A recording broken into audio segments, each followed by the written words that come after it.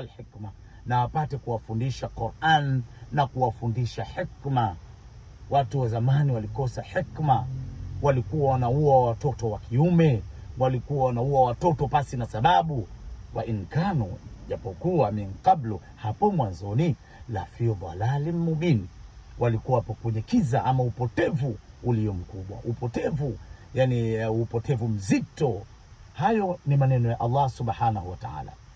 Sasa zama alipokuja Mtume Muhammad sallallahu alaihi wasallam, akawa sasa yeye ndio neema, akawa sasa yeye ndio kioo cha jamii kwenye utu, ihsani, ujirani mwema, ukarimu, uaminifu, upole na yote mazuri ambayo yanapelekea kwenye sifa za kuwa mu'min kamili. Yeye ni mu'mini mwenye kadi ya imani namba 1, mtume wetu Muhammad sallallahu alaihi wasallam. Ijumaa inagogotezwa kuweza kumsalia mtume sana sana.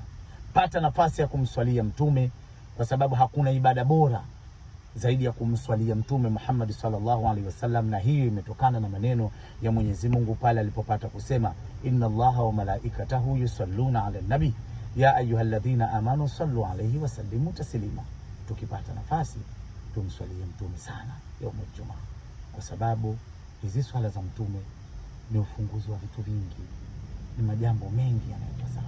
Tunafutiwa madhambi, tunapandishwa daraja.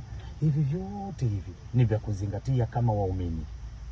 Ijumaa karimu kwako wewe popote ulipo.